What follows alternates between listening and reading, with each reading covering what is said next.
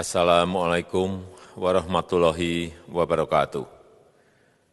Bapak, Ibu, saudara-saudara sebangsa setanah air, pagi tadi saya telah memimpin rapat terbatas secara virtual tentang Undang-Undang Cipta Kerja bersama jajaran pemerintah dan para gubernur. Dalam undang-undang tersebut terdapat 11 klaster yang secara umum bertujuan untuk melakukan reformasi struktural dan mempercepat transformasi ekonomi. Adapun klaster tersebut adalah urusan penyederhanaan perizinan, urusan persyaratan investasi, urusan ketenagakerjaan, urusan pengadaan lahan, urusan kemudahan berusaha, urusan dukungan riset dan inovasi, urusan administrasi pemerintahan, urusan pengenaan sanksi, urusan kemudahan pemberdayaan dan perlindungan UMKM, urusan investasi dan proyek pemerintah, serta urusan kawasan ekonomi. Dalam rapat terbatas tersebut, saya tegaskan mengapa kita membutuhkan Undang-Undang Cipta Kerja. Pertama, setiap tahun ada sekitar 2,9 juta penduduk usia kerja baru, anak muda yang masuk ke pasar kerja, sehingga kebutuhan atas lapangan kerja baru sangat-sangat mendesak. Apalagi di tengah pandemi, terdapat kurang lebih 6,9 juta pengangguran dan 3,5 juta pekerja terdampak pandemi COVID-19. Dan sebanyak 87% dari total penduduk bekerja memiliki tingkat pendidikan setingkat SMA ke bawah, di mana 39% berpendidikan sekolah dasar. Sehingga perlu mendorong penciptaan lapangan kerja baru, khususnya di sektor padat karya. Jadi, Undang-Undang Cipta Kerja bertujuan untuk menyediakan lapangan kerja sebanyak-banyaknya bagi para pencari kerja serta para pengangguran. Kedua, dengan Undang-Undang Cipta Kerja akan memudahkan masyarakat, khususnya usaha mikro kecil, untuk membuka usaha baru. Regulasi yang tumpang tindih dan prosedur yang rumit dipangkas. Perizinan usaha untuk usaha mikro kecil UMK tidak diperlukan lagi, hanya pendaftaran saja. Sangat simpel. Pembentukan PT atau perseroan terbatas juga dipermudah. Tidak ada lagi pembatasan modal minimum. Pembentukan koperasi juga dipermudah. Jumlahnya hanya 9 orang saja.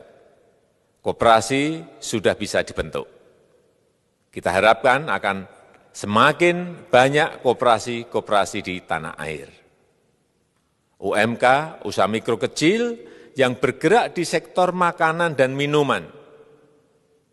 Sertifikasi halalnya dibiayai pemerintah. Artinya gratis. Izin kapal nelayan penangkap ikan misalnya, hanya ke unit kerja Kementerian KKP saja. Kalau sebelumnya harus mengajukan ke Kementerian KKP, Kementerian Perhubungan, dan instansi-instansi yang lain. Sekarang ini cukup dari unit di Kementerian KKP saja. Ketiga, Undang-Undang Cipta Kerja ini akan mendukung upaya pencegahan dan pemberantasan korupsi. Ini jelas karena dengan menyederhanakan, dengan memotong, dengan mengintegrasikan ke dalam sistem perizinan secara elektronik, maka pungutan liar, pungli dapat dihilangkan. Namun, saya melihat adanya unjuk rasa penolakan Undang-Undang Cipta Kerja yang pada dasarnya dilatar belakangi oleh disinformasi mengenai substansi dari undang-undang ini dan hoax di media sosial.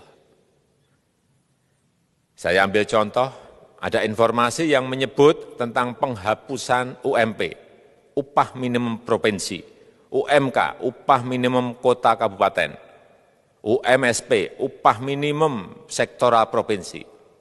Hal ini tidak benar, karena faktanya upah minimum regional, UMR, tetap ada. Ada juga yang menyebutkan bahwa upah minimum dihitung per jam. Ini juga tidak benar. Tidak ada perubahan dengan sistem yang sekarang. Upah bisa dihitung berdasarkan waktu dan berdasarkan hasil. Kemudian adanya kabar yang menyebutkan bahwa semua cuti sakit, cuti kawinan, cuti khitanan, cuti baptis, cuti kematian, cuti melahirkan, dihapuskan. Dan tidak ada kompensasinya. Saya tegaskan juga ini tidak benar. Hak cuti tetap ada dan dijamin. Kemudian apakah perusahaan bisa mem-PHK kapanpun secara sepihak? Ini juga tidak benar. Yang benar, perusahaan tidak bisa me-PHK secara sepihak.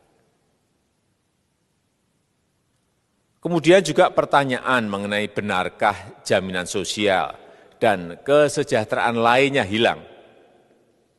Yang benar, jaminan sosial tetap ada. Yang juga sering diberitakan tidak benar adalah mengenai dihapusnya AMDAL, analisis mengenai dampak lingkungan. Itu juga tidak benar. AMDAL tetap ada. Bagi industri besar harus studi AMDAL yang ketat. Tetapi bagi UMKM lebih ditekankan pada pendampingan dan pengawasan. Ada juga berita mengenai Undang-Undang Cipta Kerja ini mendorong komersialisasi pendidikan. Ini juga tidak benar. Karena yang diatur hanyalah pendidikan formal di kawasan ekonomi khusus, di KEK. Sedangkan perizinan pendidikan tidak diatur di dalam Undang-Undang Cipta Kerja ini. Apalagi perizinan untuk pendidikan di pondok pesantren. Itu tidak diatur sama sekali dalam Undang-Undang Cipta Kerja ini. Dan aturannya yang selama ini ada tetap berlaku. Kemudian diberitakan bahwa keberadaan bank tanah. Bank tanah ini diperlukan untuk menjamin kepentingan umum, kepentingan sosial, kepentingan pembangunan nasional, pemerataan ekonomi, dan konsolidasi lahan serta reforma agraria. Ini sangat penting untuk menjamin akses masyarakat terhadap kepemilikan tanah, kepemilikan lahan. Dan kita selama ini tidak memiliki bank tanah. Saya tegaskan juga bahwa Undang-Undang Cipta Kerja ini tidak melakukan resentralisasi kewenangan dari pemerintah daerah ke pemerintah pusat. Tidak ada. Perizinan berusaha dan pengawasannya tetap dilakukan oleh pemerintah daerah sesuai dengan NSPK, norma, standar, prosedur, dan kriteria yang ditetapkan pemerintah pusat. Ini agar dapat tercipta standar pelayanan yang baik di seluruh daerah. Dan penetapan NSPK ini dapat nanti akan diatur di dalam PP atau peraturan pemerintah. Selain itu, kewenangan perizinan untuk non-perizinan berusaha tetap ada di Pemda, sehingga tidak ada perubahan. Bahkan kita melakukan penyederhanaan, melakukan standarisasi jenis dan prosedur berusaha di daerah. Dan perizinan berusaha di daerah diberikan batas waktu. Ini yang penting di sini. Jadi ada service level of agreement. Permohonan perizinan dianggap disetujui bila batas waktu telah terlewati. Saya perlu tegaskan pula bahwa Undang-Undang Cipta Kerja ini memerlukan banyak sekali peraturan pemerintah atau PP dan peraturan presiden atau Perpres. Jadi setelah ini akan muncul PP dan Perpres yang akan kita selesaikan paling lambat 3 bulan setelah diundangkan. Kita pemerintah membuka dan mengundang masukan-masukan dari masyarakat dan masih terbuka usulan-usulan dan masukan dari daerah-daerah. Pemerintah berkeyakinan melalui Undang-Undang Cipta Kerja ini jutaan pekerja dapat memperbaiki kehidupannya dan juga penghidupan bagi keluarga mereka. Dan kalau masih ada, jika masih ada ketidakpuasan terhadap Undang-Undang Cipta Kerja ini, silahkan mengajukan uji materi atau judicial review melalui MK, Mahkamah Konstitusi. Sistem ketatanegaraan kita memang mengatakan seperti itu. Jadi, kalau masih ada yang tidak puas dan menolak, silahkan diajukan uji materi ke MK. Saya rasa itu yang bisa saya sampaikan pada kesempatan yang baik ini. Terima kasih. Wassalamualaikum warahmatullahi wabarakatuh.